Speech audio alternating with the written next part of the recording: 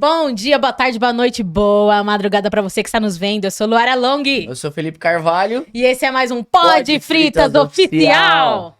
Em primeiro lugar... Ficou alto, Rodrigão? Em primeiro lugar, nós temos que agradecer aos nossos patrocinadores. Afinal de contas, sem eles, nada disso seria possível. E a Jesus. E a Jesus. Também. Amém. Amém. Começa. Quero agradecer a Carvalho Habilitação e Saúde. Você que quer malhar os glúteos lá, fazer um pilates na Rua Anastácio de Souza Pinto, na freguesia do Ó. Só agendar sua aula experimental, sua avaliação também gratuita. Então, você que quer malhar os Glúteos. glúteo máximo. Eu médio, recomendo, mínimo, viu? Puto, pilates lá é pesado. É só ir lá. Adoro. Certo? Queremos agradecer também ao Guinchos Long Auto Socorro. Precisou, chamou, chegou. Atende São Paulo, tem até capital, slogan agora. litoral, interior. Caraca, como que é? O slogan? Não vou conseguir Ficou repetir. bom, mano. Ô, mas não ficou bom pra slogan, Rodrigo? Depois você anota aí, você vai ser Tá slogan bom. agora. E quero E agradecer também, a Gargamel Produções. Maravilhosos. Você quer fazer seu podcast aí, quer fazer sua aula, sua foto, filmagem, tudo que você quiser de gravação, venha pra cá. Gargamel Produção. É isso aí? Pronto, Rodrigo? Tá bom pra você? Abusado, ele é muito Fazer o quê, abusado, né? Bom, galera, a convidada de hoje é uma mulher de fibra, uma mulher incrível, poderosa e que mostra que, que a mulher não consegue fazer as coisas. Consegue sim, consegue tudo, tá? Moral, meu. Tá? É isso aí. Estamos com a incrível, poderosa, maravilhosa, sensacional, atleta, jornalista, tá, meus amores? Tá pouco pra vocês? E ultramaratonista, Tamires Monteiro! Seja muito bem-vinda. Gente, obrigada por essa apresentação. Obrigada, Lu, pelo convite, Felipe. Tô Nós que agradecemos. muito contente, feliz de estar aqui batendo esse papo com vocês, né? Assim, depois de tantos elogios aqui, vai ser difícil que eu me conter, mas vamos lá. Vou tentar. Mas é assim mesmo, aqui a Vou. gente tem que estar assim, entendeu? Poderosa, E até Poderosa. enfim, né? Essa entrevista, né? Nossa senhora. Demorou. Culpa do Felipe, você sabe, né? É, eu Foi duas saquei. vezes por conta minha. Eu vou contar Ele com desmarcou. dengue. Teve uma vez que ele inventou uma desculpinha que tava doente. Ah, eu falei assim, não tô afim não. Nossa, porra, para, mano. Mas duas vezes, é sério. A gente agendou duas vezes, não foi? Tá? Foi. E Mas aí uma eu tava com dengue, a outra também acho que eu tava doente. Eu fui viajar, alguma coisa assim. Precisa fazer uma reposição de vitaminas, né? Tem, eu tenho que É ir pro importante. retiro espiritual. Acho que eu preciso. faz um pilates, ó. Faz um Aí, pilates. mano, vou nessa clínica aí. Conta pra nós. Conto. De onde veio? Onde nasceu? De onde é? De onde, Que do que comes? vive? Olha, eu sou uma criatura nascida aqui em São Paulo, capital. Hoje eu moro em Guarulhos. E, bom, estou aqui, habitando este mundo, tentando fazer algo para deixar, né, nele, depois que eu me for. Mas a minha história tem muitos elementos aí que eu acho que a gente vai conversando ao longo do Com podcast. Pra gente Você desmistificar foi algumas nascida e coisas. criada aqui em São Paulo. Fui. Na verdade, eu fiquei até os meus 12 anos na Zona Leste. Uhum. Eu morava no Aricanduva. E meus pais decidiram se mudar para Guarulhos. Na época, eu até fui um pouco contrariada. Guarulhos só tinha o aeroporto. Isso é verdade. Tinha mais nada, mas Mais cresceu nada. muito, Porque até né? hoje as pessoas só acham que tem o aeroporto É. lá. Mas não tem, tá, gente? Não tem. Tem mais Eu coisa. sempre acho que eu tenho uns Não, amigos que moram lá e falam, não. não, Guarulhos não, Shopping, tem bastante cara. coisa, pô. Tem bastante, bastante coisa. coisa. E aí fui, né, jovem pra lá e me mantive lá até hoje. Estou e gosto da cidade. Já criei um vínculo, uma relação, então tenho muitos amigos, estou há bastante tempo lá. Conta um Isso aí. pouquinho pra nós como entrou o jornalismo na sua vida. O jornalismo da minha vida foi depois que eu concluí o ensino médio. E é até interessante, eu acho, que falar a respeito disso, porque não sei para a turma de hoje, para os jovens de hoje, porque é uma geração diferente, né? Eu tô com 36, eu não sei a idade de vocês, mas é uma geração completamente diferente. E eu lembro que na minha época, assim, a gente acabava o ensino médio já com aquela pressa de entrar na Escolher alguma faculdade, coisa. de fazer um curso. E também na minha época era muito comum, assim, estou na incerteza, vou fazer administração. É isso. Não era? É isso. É isso. Administração era O o... que você vai fazer? Não sei, então vou fazer Pelo menos você não ficar sem administração. trabalho, né? E aí eu concluí o ensino médio. Na época, minha família passou por um aperto financeiro, assim, eu era bolsista em escola particular, mas, assim, tentei faculdade pública, não passei, e eu vi que o caminho seria mesmo uma faculdade privada.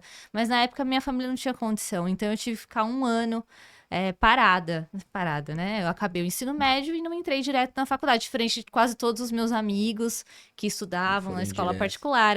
Só que eu acho que foi muito rico para mim esse um ano, porque eu tive tempo de pensar no que realmente eu queria. E eu escolhi o jornalismo. E eu digo que foi uma escolha muito acertada para mim, porque eu fui lá ver na essência o que que eu era, assim, o que que eu fazia desde criança. E eu lembro que eu escrevia cartinhas para as minhas amigas, assim, desde que eu comecei a escrever, já sabia escrever, eu mandava cartinha para todo mundo, gente. Tipo, Cara. tem amiga minha de 20 anos falando, Thames, encontrei uma cartinha sua. E eu fiquei feliz, O porque... jovem de hoje nem sabe o que é uma cartinha, não sabe o que é uma Não carta. sabe. Então, e eu era a pessoa que conversava com todo mundo na sala, assim, eu realmente sempre fui muito da comunicação, tanto que as minhas broncas no meu caderninho lá das anotações que iam para os pais, era de que eu atrapalhava os meus colegas, porque eu acabava a minha lição logo e ia lá conversar Já com os ia amiguinhos. A culpa não era sua, eles que demoravam demais Exato. pra fazer a lição. Eu sempre dizia isso pra minha mãe, ela não entendia. Eu não acreditava, né? Tão pouco a diretora, que sempre mandava os bilhetes. Mas tudo bem. E foi assim, vendo muito do que eu gostava, eu acho que a comunicação tá no meu DNA, é da minha essência, né? Eu gosto muito de histórias também, de escutar as pessoas, de acolher as pessoas. Então foi um combo de tudo para eu poder tomar essa decisão de me tornar jornalista. E a gente também tem um sonho, assim, de quando começa qualquer curso, né? De uma transformação, de mudar o mundo, de trabalhar na Globo. Ou na Globo, né? Era antigamente também, hoje nem tem mais isso, mas as pessoas falam, quando eu vou te ver na Globo, né? E a gente começa uma faculdade achando que pode transformar muita coisa, assim, e hoje eu faço o que posso dentro da minha realidade, mas eu sou muito feliz e realizada com a minha escolha como jornalista. Quando você escolheu, né, o jornalismo, você já... que tem vários, né, caminhos, né? Sim. Segmentos pra você seguir. Quando você escolheu o jornalismo, você já tinha algum ali específico? Você falou, mano, eu acho que eu quero ir pra isso ou não? Alguma área? Aí eu vou para outro quesito da vida, que é a mudança e a transformação. Como a gente começa assim e acha que vai trilhar alguns caminhos e as coisas mudam. Quando eu fiz o jornalismo, eu tenho uma avó, vou aqui retroceder um pouco, eu tenho uma avó e uma mãe costureiras. Então, meu sonho era trabalhar com moda. Tanto que eu me formei em jornalismo, depois eu fiz um curso de extensão pela USP de jornalismo em moda, e eu gostava de alta costura. Porque minha avó era de igreja evangélica, então ela fazia aqueles vestidos elaborados. E eu falo, cara, meu sonho é isso, é ser jornalista em moda. Só que aí o esporte entrou na minha vida, né, num determinado momento, e eu mudei completamente, virei essa chave, assim. Então, moda hoje, inclusive, eu acho até um pouco tóxico, assim, dependendo do que for da moda, né? É uma moda que oprime a gente, assim, que faz a gente consumir ao extremo, mas eu tinha esse sonho de trabalhar com moda, assim, e eu virei completamente a chave, sabe? Do vestido de alta costura a andar suja na terra. Caraca. Então, uma mudança bem radical. Mas isso ainda durante a faculdade ou não? Depois que você saiu, você se encontrou na... Eu fiz todo o curso e logo que concluí, consegui entrar numa revista impressa na época, né? Acho que hoje em dia tem poucas impressas. Então, eu trabalhei por muitos anos em redação de revista de entretenimento de Guarulhos. Então, a gente não tratava de assuntos pesados. Tinha um tempo para estruturar matérias bem legais. Só que eu queria muito moda, mas nunca consegui trabalhar com moda. Ainda bem. Era pra ser. É melhor assim. Tem um porquê, né? E como o esporte entrou na sua vida? Bom, aí já vamos para outra etapa, porque ele entrou e permanece até hoje. Eu estava até comentando com o Felipe aqui antes da gente começar, né, o bate-papo, que eu sempre me achei uma pessoa ruim nos esportes na época da escola, porque eu não era do coletivo, então eu era a última a ser escolhida. O que eu tinha de bom na comunicação ali, falando com todo mundo, me faltava no esporte, gente. Então eu ficava até um pouco deprimida, que já sei que eu vou ser a última, sabe, do time de basquete. Porque imagina eu, 1,50 m, né, no time de basquete, ninguém me queria. E, enfim, e a corrida, que é o esporte que eu tô muito inserida hoje, eu nem passei, assim, por ela nesse período de infância e adolescência. Nunca tive ninguém que me estimulasse também. Então, eu fui descobrir a corrida na fase adulta da minha vida. Eu namorei um rapaz que ele era um multiesportista, ele gostava de praticar natação, fazia capoeira, corrida. E ele que me incentivou, assim, foi a primeira pessoa que falou, vamos correr um pouco? E eu comecei nisso, aqueles famosos, vamos tentar os 5 quilômetros. Quem corre é meio que isso, né? Não, anda um pouquinho, corre um pouquinho e tenta fazer 5 quilômetros. E foi nessa, assim, eu ia acompanhá-lo em alguns treinos e comecei. Só que eu gostei muito daquilo. E aí eu não consegui mais parar. O relacionamento acabou, tudo certo, todo mundo bem, feliz até hoje, mas a corrida, eu digo que foi um presente que ele me deixou. A corrida permaneceu na minha vida, né? E aí, assim, aconteceram vários desdobramentos por conta da corrida. E aí acabou misturando a minha vida profissional com o esporte. Então hoje eu tenho essa relação muito forte com o esporte. Qual que foi o primeiro trabalho, assim, que você fez conciliado com a corrida? Gente, olha, eu saí de cara assim, já arrasando. É uma história muito boa essa. E que até envolve, eu acho que, acreditar, sabe, naquilo que a gente deseja muito. Na época, eu trabalhava como jornalista numa empresa que organiza grandes eventos de corrida aqui em São Paulo. E eu trabalhava para a redação dessa empresa. E a Nike foi a primeira empresa que olhou, a primeira empresa do segmento de running, de corrida, que olhou para a questão das mulheres, do feminino. E eles propuseram um grande desafio só para mulheres em São Paulo. E o desafio era o seguinte: tinham algumas etapas, e aí as participantes, né, a gente se inscreveu, elas corriam e ia tendo eliminatórias. Então, corria, se alcançava um tempo bom, ficava e a coisa ia acontecendo. Tiveram 4 eliminatórias, assim, em lugares diferentes de São Paulo. Na época, eu fui convidada como jornalista para cobrir o evento. Só que eu perguntei pro organizador na época, eu falei, eu posso também ir como atleta, além de jornalista? E eles permitiram. Então, eu fui, fiz, né, a etapa, consegui passar. Essa era uma fase de esteira, então a gente tinha que correr não sei quanto lá, acho que 10 minutos, assim, quem conseguisse fazer uma maior distância ia passando. Eu consegui passar e também escrevi sobre o evento. E o desfecho final deste evento era que todas as finalistas dessas etapas iam para um desafio final. E aí, as 3 vencedoras iam ganhar uma viagem para Fernando de Noronha. Nossa. Com tudo pago pela Nike e fazer que uma legal. prova em Fernando de Noronha, que chama 21K de Fernando de Noronha. É uma prova bem icônica deles, existe há bastante tempo. É uma prova que ela é cara, porque, né, Pela exige... estrutura, por tudo, né? Exato. Então, assim, eu fui de feliz mesmo, de pô, que bacana, porque era um evento feminino, a Nike... Passei na classificatória. No final, eu tinha certeza que eu não ia passar, porque tinham meninas muito fortes, assim, meninas do atletismo, né, que viviam disso, de federações, de confederações. E ok, mas fui lá cobrir, fiz meu bom papel, foi Você divertido. fazia cobertura escrevendo só. Eu escrevia a respeito Depois de que- como era o evento, fotografava.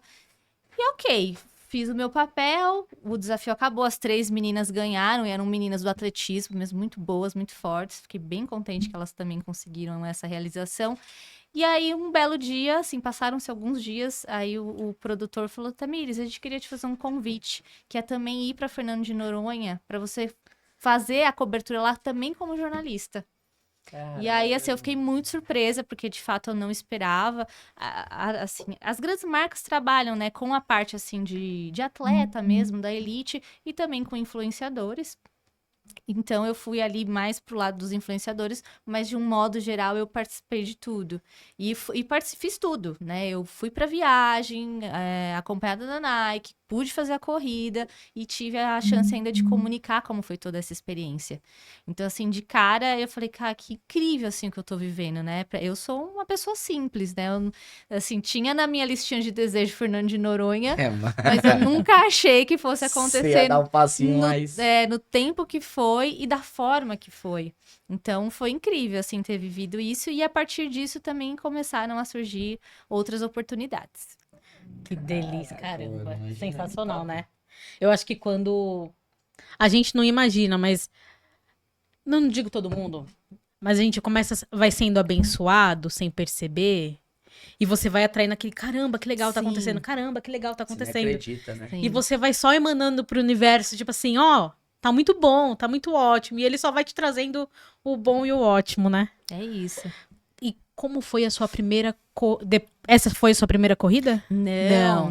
Então conta um pouquinho como foi a sua Conto. primeira corrida. Cara, eu nem sei se eu lembro mais quando foi a minha primeira corrida.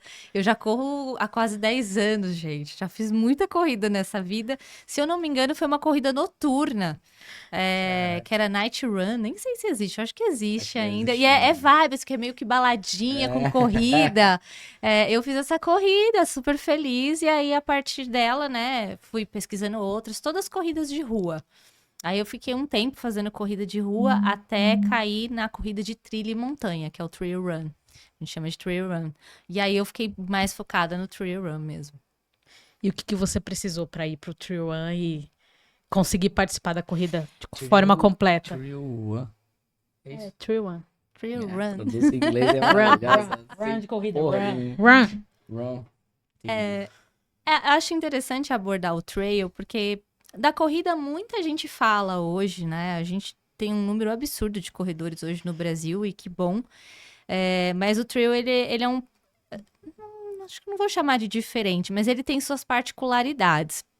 E inclusive, eu acho interessante falar disso, porque para mim foi um processo até chegar na corrida de trilha, que eu vejo que hoje muitas pessoas pulam, assim, etapas, né? E isso pode, enfim, acarretar lesão, uma série de coisas, mas não é da minha alçada. Para mim, foi por meio de um convite que chegou o trail na minha vida. Eu fazia as corridinhas de rua. Tem um rapaz que ele é bem conhecido no mundo da corrida, que chama Marcel Agarier. O Marcel foi um dos primeiros comunicadores dentro do segmento de corrida, a fazer entrevista também, aí nas provas a filmar. E na época ele falou, Thames, eu ganhei aqui uma inscrição para uma prova que chama Rainha da Montanha. Ele falou, eu não vou na prova porque é só para mulheres. Ele falou, você quer a inscrição? Você vai lá e corre? Eu falei, beleza, vou aceitar. Gente, eu não fazia ideia do que era, como era. Caraca, foi no Eu escuro. fui, eu escolhi a distância de 7 quilômetros, tinham outras distâncias. Falei, só vou. E fui, o trail, ele diferente da corrida de rua, ele exige alguns equipamentos dependendo da distância que você for executar. E eu não tinha conhecimento de absolutamente nada. A gente tá falando aí de 2017. Uhum. Eu fui com meu tênisinho Nike lá da época, né? Um tênis, um sonho, uma garrafinha. Isso, eu tinha um tênis, um sonho, é isso aí. E fiz essa prova e pude entender ali o ambiente, é diferente, você corre mesmo, né, em terra, em mato, em trilha. E eu achei muito gostoso aquilo. Eu falei, nossa, que vibe correr isso aqui. Tipo, eu não fico olhando o asfalto o tempo todo, eu passo por lugares diferentes. E eu achei muito incrível. E eu consegui um pódiozinho nessa prova, que me deu mais um gás, um estímulo. Falei, pô, legal, né? Eu consegui alguma coisa aqui. Na rua é mais difícil, porque o pessoal de elite corre por um constante, tempo muito baixo. E aí eu falei, pô, quero fazer mais disso, mas na época também não tinha muitas provas como essa. Eu comecei a pesquisar algumas que existiam e comecei a me inscrever nessas que estavam acontecendo. E aí não larguei mais, gente. Assim, eu me apaixonei. E a partir também desse tipo de corrida foram surgindo outras coisas da minha vida, como um projeto que eu tenho com mulheres, e não consigo mais largar, assim. Para mim, E aproveitando esse gancho do projeto, como que é esse projeto? Conta a história, como começou o conto. projeto, conta o nome do projeto. Conto. Em 2019, a gente lançou o que se chama hoje de Trail Girls. Trail Girls, gente. Depois a gente coloca aqui bonitinho. Mas, procura lá, @Trail Girls Oficial. 2019, era o ano de 2019. O que acontecia comigo, particularmente? Eu não tinha pessoas, amigas, para me acompanharem nos meus treinos. E como os treinos a gente tinha que executar em lugar de trilha, lugar às vezes assim, que é perigoso, né? Porque a gente, a luta aqui, ela sabe o que a gente vive, que é perigoso, é inseguro a gente ir para um lugar desse sozinha. Sim. Então, eu tinha amigos homens que corriam, às vezes eu ia com os meninos quando eles me chamavam, mas na maior parte das vezes não era muito equilibrada a coisa, né? Às vezes eles não me chamavam porque queriam fazer um treino mais rápido. Quando eu não tinha companhia de ninguém, eu não podia ir porque eu também não conhecia os lugares. Só que eu fui conhecendo uma menina ali, outra aqui, que também fazia a prova trail. E um dia, com duas amigas, né? A Ana Pagiose, que tá no projeto comigo até hoje, e a Sara, a Corre Mineira, a gente falou, vamos propor um encontro só para mulheres? Pra gente treinar só meninas num lugar que tenha trilhas? Ok. E a gente começou a divulgar isso no boca a boca ali no Instagram, cada uma no seu, e muitas meninas falaram que ia. E a gente começou a ficar assustada com aquela quantidade de mulheres que estavam falando que queriam. A gente falou, calma, vamos quantificar isso aqui. A gente colocou no Simpla para ter uma ideia de número, não é tudo gratuito, mas falou, vamos entender quantas pessoas querem ir nisso aqui. E bateu 120 inscrições no Simpla. E a gente começou, assim, a também se mobilizar para levar experiências para esse encontro. Então, a gente entrou em contato com marca. Você não pode dar alguma coisa para a gente fazer um sorteio? Nós convidamos professor de educação física para fazer um aquecimento, uma coach para dar umas palavras motivacionais. Então, o que era um simples encontro virou um mega encontro. E foram 90 pessoas. 90 mulheres. Poxa, de 120 para 90 tá bem perto, né? de um evento gratuito. Vocês fizeram? Parque do Juqueri, em Franco da Rocha. Tá. Então a gente, obviamente, ficou assustadas, mas felizes com aquela quantidade de mulheres. E administramos tudo muito bem, o treino muito legal, foi feito de uma forma segura. E a partir daí, as próprias meninas começaram a pedir outros encontros. E a gente não conseguiu, né, resistir aos pedidos delas. Não parou mais. Porque foi assim, a coisa torna-se mútua. A gente escutava, assim, histórias muito bacanas e transformadoras. Poxa, eu fui a primeira vez aí na corrida de vocês e não parei mais. Eu superei algum trauma que eu tinha de sair, agora eu vou pra trilha, pra natureza, eu me sinto bem. Então, a gente achou que fazia muito sentido continuar com aquilo. A gente não nasceu com o projeto achando que ele se tornaria o que ele se tornou, né? A gente tá indo para 6 anos de história. Então, assim, a gente não fez para ele durar 6 anos. Era um encontro de corrida só. É mais difícil a manutenção, né? E aí, dentro daquele ano de 2019, a gente executou 5 treinos. 5 treinões e todos muito lotados. Então, teve evento que chegou aí 200 mulheres. E foi algo muito pioneiro, muito inédito, porque ninguém fazia. Já existiam coletivos femininos de rua, o Divas que Correm, né? Elas existem há bastante tempo, aliás, fonte de inspiração, as meninas, mas pra trail, não. E aí começou esse movimento e a gente não quis parar mais. Assim nasceu o projeto Trail Girls. Vocês se encontram todo mês? X vezes por ano? Como a gente faz pra se inscrever? Tá. Lu, o principal, assim, meio de divulgação que a gente tem consegue ser nas redes sociais. No nosso Instagram a gente coloca ali as datas dos encontros. No primeiro ano a gente conseguiu manter, assim, uma periodicidade, né, de fazer um encontro a cada 2 meses. Depois veio a pandemia, que mudou todo o cenário. A gente tentava estimular as meninas ali até via online, a fazer alguma coisa em casa. E aí, né, a vida voltou a funcionar ao normal. E a gente também teve que ir se adaptando. Então, ali em 2022, a gente já voltou com alguns treinos, não na mesma quantidade que 2019, porque a gente ainda também estava, assim, na adaptação. Mas começou a acontecer algo muito legal também a partir dessa nossa iniciativa, que foi a nossa relação com quem faz essas provas, com quem organiza essas provas. Porque a gente sentia que as mulheres não se sentiam tão bem acolhidas nessas provas. E a gente queria, assim, contribuir para aumentar esse número de participantes. Porque você olhava lá, tinha 70% de homens e 30% de mulheres numa prova dessa. Então, os organizadores começaram a convidar o projeto para entender melhor esse comportamento feminino e para aplicarem melhorias nas provas, para trazer mais do público feminino. Então, aí a gente já passou por uma outra missão, né? Que foi esse relacionamento com essas pessoas para melhorar o número de participantes mulheres. E isso tem acontecido, tá genial, assim, eu fico muito contente. Então a gente diminuiu um pouco o ritmo dos treinos, existem os encontros, a gente está fazendo uma média de 3 a 4 ao longo do ano, mas a gente também, assim, trouxe uma série de benefícios para que a mulher se entusiasmasse mais de participar das provas, né? Então, hoje a gente fica um pouco dividida, assim, entre fazer os treinos e também sempre buscar essas melhorias aí para as nossas colegas. Você contando um pouquinho, pode cortá-lo.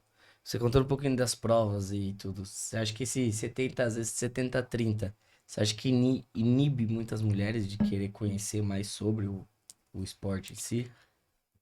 Olha, eu acho que inibir talvez não seja a palavra, né? Nesses 6 anos convivendo, assim, de forma muito profunda com essas mulheres que praticam a corrida, a gente começou a entender que existe uma série de desafios na vida da mulher, que é diferente para o homem. Então, eu sou ultramaratonista, né?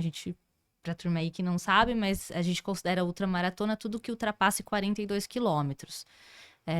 Então, você tem aí distâncias de 50, 60, 70, 80, até mais de 100 quilômetros.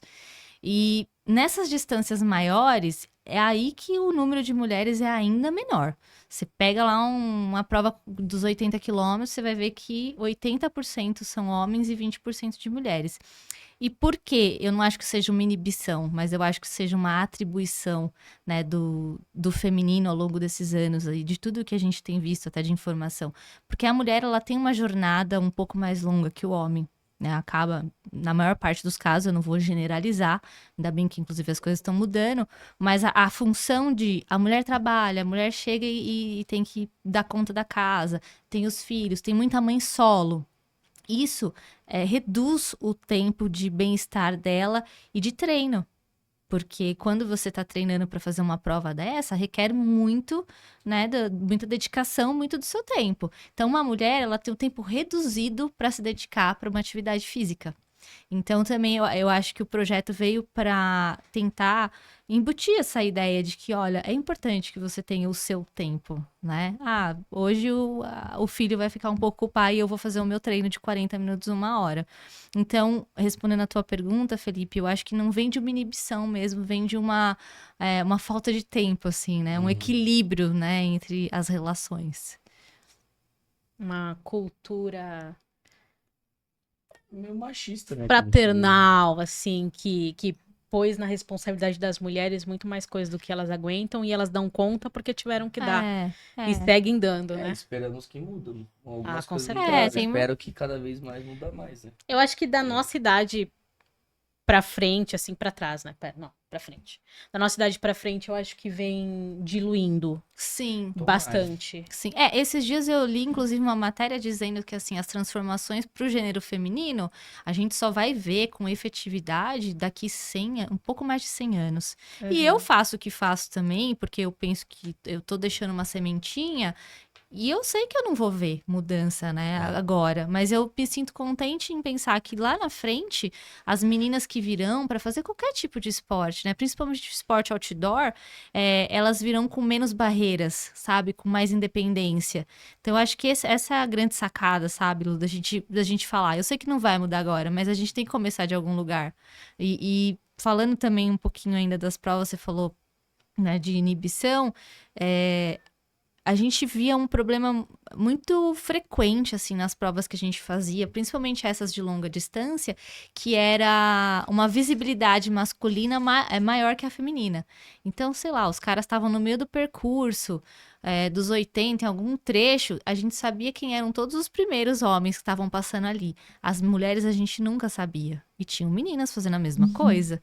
Tanto que essa foi uma questão que eu levei, eu arrumei até briga por conta disso, mas que eu levei para os organizadores. Então, hoje a coisa é mais equilibrada. É isso que eu ia perguntar. Você acha que tem falta de incentivo para as mulheres e falta de visibilidade para as mulheres no esporte? Lu, falta de visibilidade, com certeza. Ainda hoje, em 2024? Ainda hoje, porque assim, a gente agora acompanhou as Olimpíadas e a Rebeca deu um show. E eu queria que tivessem muitas Rebecas, assim, não só, né, pela habilidade dela, mas com a visibilidade que deram pra ela. Aliás, as mulheres deram um show nessas Olimpíadas, né? As mulheres foi o maior porcentagem de medalha. das mulheres. Foi E, um outro e- homem, e olha você lá. vê, né, como as coisas. Você abre o espaço, as coisas acontecem, porque foi o primeiro ano das Olimpíadas com gêneros iguais, né, em participação de atletas. E as meninas deram um show. Mas quando a gente fala de visibilidade, eu sinto, pelo menos no esporte ali que eu faço, que ainda é diferente. E tem muitos esportes que, se você parar pra pensar, uma Fórmula 1. Nunca teve uma mulher numa Fórmula 1. E por quê? Né? Você acha que não tem mulheres que adoram um carro, adoram uma com velocidade? certeza. Com certeza. Eu trabalhei no Rally dos Sertões, né? Eles fazem os campeonatos lá, e é moto, UTV e carro. Tinham poucas mulheres, mas elas existem, sabe? Só que é isso, é conquistar um espaço que ainda é muito difícil. E a visibilidade é a mesma coisa. Até hoje, a gente fala, pô, é absurdo isso, mas até hoje eu ainda vejo provas de N esportes que a premiação para o masculino é um valor mais alto e para o feminino é menor. Hoje, gente, hoje, Sim, coisa né? que Sim. não faz mais sentido, mas existe. Entendeu? É porque a gente sempre vê assim, em propagandas, a mulher sempre aparece na propaganda. Ah! Mas na real, você não vê o espelho daquilo no esporte. Na Sim. propaganda, sim. A mulher corre junto com o homem, é todo mundo junto, é todo mundo misturado. E não Não Acho que o é. mercado de trabalho em si também, tanto no esporte quanto no mercado de trabalho, né? sim. Eu acho que precisa Também. mudar, mesmo você pegar salário, né? Que é Sim. bizarro. Você chega numa empresa, o salário de tipo homem e mulher. Tá, mas o que tá fazendo diferente? É. Mesma coisa, entendeu? Acho que em questão, principalmente no esporte, ainda é meio machista ainda. O mundo meio Infelizmente, machista. né? É. E tomara que mude isso, né, daqui a um tempo, né? Por Vamos- favor. vamos Pelo amor de por Deus, né? por mais estímulos. Um negócio que eu achei legal, cara. Falando até da Cazé TV, você viu? As transmissões foram lá. Eu vi. Cara, eles pegaram os atletas e, cara, ele falou assim, vamos fazer mutirão pra eles ganhar seguidores e tal. Pô, os caras dão uma atenção justamente a isso. Tanto todos os que não têm, às vezes, estímulo nenhum. A maioria dos atletas são da FAB, do Exército. É, isso Porque, mesmo. Eu fiquei bem impressionada. porque são os únicos ali que pegam e tem centro de treinamento, querendo ou não. Você vê um pouquinho que dá de suporte pra essas pessoas que, né, já tem, vive do alto rendimento. Cara, chega lá e representa. Imagina quanta gente aí que tem, né, o potencial e não tem estímulo nenhum. Sabe o que às vezes acontece aqui no Brasil? Pela zoeira, a gente dá engajamento pra todo mundo. Ah, o caso lá do... Como é que é o nome do menino? Do Todo Mundo Odeia o Chris lá? Herbert Richard. É. O... Vamos fazer ele Greg, passar. Greg. Vamos fazer ele passar. Uhum. Aí todo mundo... Mas você não vê isso aqui pra nós, interno. Por exemplo, Exato. pô, a galera lá montou um projeto. Vamos seguir esse projeto, pessoal. Vamos divulgar esse projeto. Olha que projeto incrível. E outra, eu percebo que as coisas aqui pra gente tem um prazo de validade e ele é curto. Então, lindo, arrasaram nas Olimpíadas, a Rebeca. Acabou. Ninguém fala mais Acabou. sobre isso. E eu fiquei até surpresa, porque o X fez uma pesquisa de picos, né, de assuntos durante as Olimpíadas. A Rebeca apareceu como primeiro. E o país que mais, assim, engajou, tal, foi o Brasil. Mas fala, pô, mas e aí, né? Cadê o incentivo e tal, assim? Então, é que eu, como trabalho, milito muito, né, sobre o esporte, eu fico, gente, mas é isso, acabou? Não, a gente precisa, né, conseguir com essa ideia de transformação. Você acha que falta o Brasil começar a investir no esporte desde Da lá base. da escola, da pré-escola com as criancinhas? Gente, eu acho, porque pra mim o esporte está intimamente ligado com educação. Eu trabalho, né, com política pública para esportes e eu tenho a chance de acompanhar muitas histórias. E é legal porque você vai conversando com as pessoas, né, atletas que hoje competem, são de confederações ou federações, e aí muitos falam assim: mas eu comecei no projeto XPTO da minha comunidade. Sabe? Eu saí da droga do vício porque o projeto aqui da comunidade me acolheu. O meu filho começou pequenininho porque eu passei na frente de uma portinha de bairro e estavam dando aula de judô. E ele quis fazer. Então, quando eu escuto... E eu acho que, assim, transforma o esporte porque ele traz muito da disciplina, do objetivo, que para tua vida a longo prazo, para mim só traz benefício. Sim. Então, por isso eu acho, assim, que o esporte ele tem esse poder transformador e tem sim que começar da infância, mas para isso eu acho que a gente teria que ter mais oportunidades, assim, em todos os sentidos, né? Dessa valorização, que para mim falta aqui no Brasil para o esporte, e também dessa ampliação de olhar para outros esportes, porque ali na educação do ensino, nem sei se chama assim ainda, o fundamental e o médio, Acho que sim. a gente tem o básico, né? Você aprende os esportes coletivos. Mas quantas Rebecas existem por aí? Quantos Gugas existem por aí? Começa pela estrutura, né? Hoje em dia as escolas acho que a maioria do Brasil, vamos dizer assim, não tem uma estrutura. Ela vai lá, Malemar tem uma quadra, cara. Entendeu? Aí você vai e não tem equipamento nenhum, aí também os professores não querem também, sabe? Tem muitos, assim, que querem. Sabe Só quais que é escolas, complicado, cara. escolas são boas? Os SEIs. É SEI, que é creche, né? Uhum. Eles têm piscina, eles têm horário de estudar, horário de brincar, horário de tudo. E a estrutura, quando o Antônio fazia entrega de fruta nessas escolas, ele falava, é surreal a estrutura que escolas, creches infantis públicas têm. Ele falou, é surreal. Ele falou, eu tranquilamente colocaria meu filho numa escola, uma creche dessa pública, sem medo. Uhum. Porque ele falou, tem quadra, você vê as crianças praticando um esportezinho, mas você vê que isso não escalona para as escolas. Para ali. Fez na escola, na creche. Ai, fui pro primeiro ano do ensino, ainda fundamental, né? Acho que é. Na minha época era. Então vamos seguir nisso. Quando vai pro primeiro ano, aí é só estudar, estudar, estudar. E educação física, pelo menos na minha época, era jogar vôlei ou futebol. Sim. Não tem Ponto. nem material, nada. O que eu acho foda, assim, falando português, claro, é a estrutura e a logística. Não, tipo, Baba Novo, que eu não sou disso. Mas que nem nos Estados Unidos, cara. A criança já entra na escola. Todo e ele mundo já tem que tem umas praticar aulas, esporte. tipo, aulas das partes de esporte. E um exemplo, o aluno que eles vão, né, fazendo a educação física. E eles vão meio que direcionando aquela criança pro determinado esporte. E aí tem os torneios regionais, Sim. né, que são dos distritos, sei lá, como se falar. Tem do estado, e aí depois, futuramente, cara, as faculdades escolhem É que os alunos, mano, é muito foda isso, que é muito vinculado, diferente, né? é que é diferente, na minha visão, né? O ensino do Brasil com o ensino deles, porque no Brasil uma prova te define. Você foi um excelente aluno na escola, você foi. Sim. Aí você tem que prestar uma prova, e essa prova aqui define toda a sua trajetória escolar. Sim. Uma única prova. Feita uma ou duas vezes no ano, Do 0 a define. Você passa o ano inteiro estudando para uma prova te definir. E lá não. A sua vida inteira escolar te define para a faculdade. Quais faculdades vão te aceitar? Quais faculdades têm interesse em você? É a estrutura, Os né? olheiros vão nas escolas ver os alunos e aí eles veem, porque para eles os campeonatos universitários são muito fortes. Então, Visibilidade, né? eles já precisam de alunos que venham estruturados no esporte desde a escola. Então, eles vão olhar e aí eles pegam, aquele aluno é bom, faz proposta para ele e leva. E aí você vê esse aluno sendo... Eles têm a obrigação de ter boas notas e de participar dos esportes. Sim. Não é um ou outro, é um conjunto. Sim. Você pode não ser excelente, Sim. mas você tem que ter um mínimo e a sua trajetória de vida que te define. Eu acho que a gente tem muita mão de obra, né? Muita gente talentosa. Você acha que aqui tem expectativa de mudança? O que você acha, assim, desse projeto, assim, de esportes no nosso país?